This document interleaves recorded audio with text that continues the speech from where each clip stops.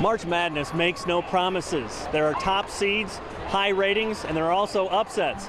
And that's what the UT Panthers are counting on as they take on #1 rated Chicago Simeon in the Super Sectional.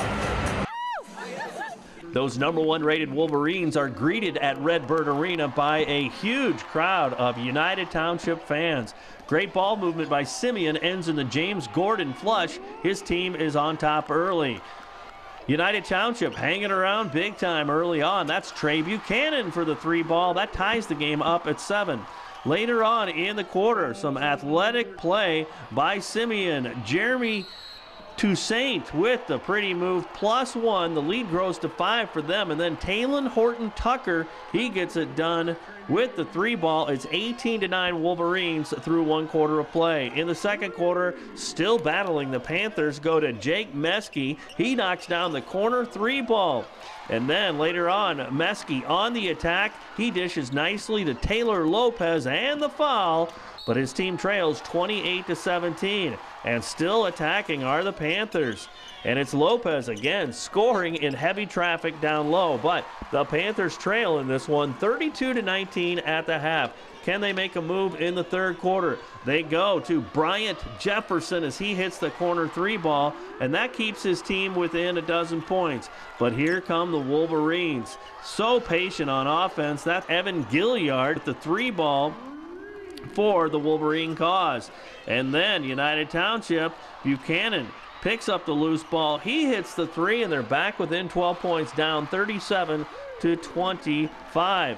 And then it is Simeon getting it done once again. That's Evan Gilliard, who scored 10 points, driving and getting it to Tucker, who scores 2 of his 13. And they are pulling away. Then it is fourth quarter action. Buchanan coming up with some late defense, the steal, and he finishes at the other end. And he is on his way to a 17-point performance. But Chicago Simeon is rated #1 with good reason. They have just got players all over the floor, and several of them down the bench.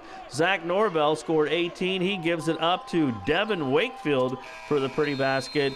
UT shoots just 31.7% on the field, and Simeon was making shots all night, and they win it. Simeon advances with a 66-36 triumph, but certainly that loss does not change a special season for the Panthers. I love my teammates. I love our fans, the community. They support us 100%. This year was so much fun. I loved it. What got you going? You know, what were the things that just you knew were going to work every time you took the floor? We just stayed doing the same things. We trusted each other, never switched up, stayed in character like Coach told us to. What's the kind of defining moment of this team, of this season, some things that you're going to file away in your young life and put in your pocket and take with you? Everything. I'm just going to miss it all. Mm-hmm. Talk about, too, how you guys managed that, you know, to get, you know, 14, 16, and 17-year-old guys is to think the same way, you know, and to be one, to have one heartbeat. It's amazing. It's kind of shocking at the same time, too. Mm-hmm. How good were they? I mean, Simeon obviously good as advertised. I mean, they can defend, they can score any guy. I mean, how tough were they to stop? Oh, they're a good quality team, and we didn't take them lightly. And they came out, did what they did, and just tried our best. But they're a good quality team. Can't take that from them. Well, I just think our effort and the way we played together really made it special. We all love each other, and I think we just all give it our all, and we had a good run, but it's over now. What was the journey like, especially in the postseason? You know, were you shocking yourselves, where you're like, man, is this a dream? I mean, it's definitely a dream, but I think we had confidence going into the tournament that we can make a deep run, and we all just play with confidence, and we made that deep run, but we couldn't finish out here. Well, the way you did it, too, I mean, the close games, biggest crowd in Quad Cities in a long time, too. I mean, how cherished are these moments, knowing that there's a lot of kids who'd like to be in your shoes right now? I mean, I'm going to cherish them for the rest of my life.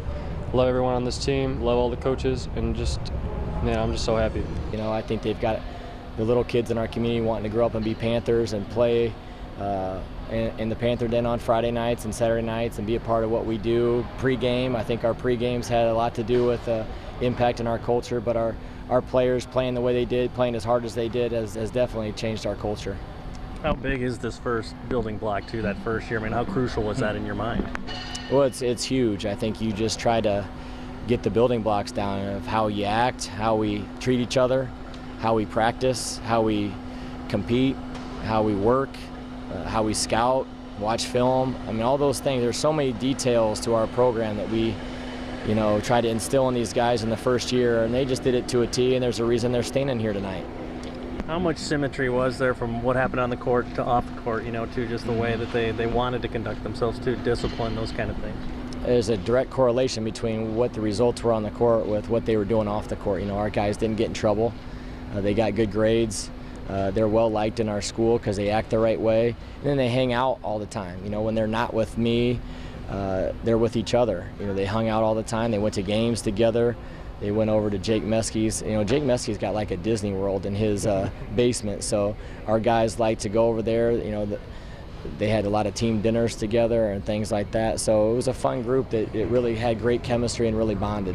How fulfilling has this year been for you? You've had a lot of great teams, a lot of great experiences in your young career too.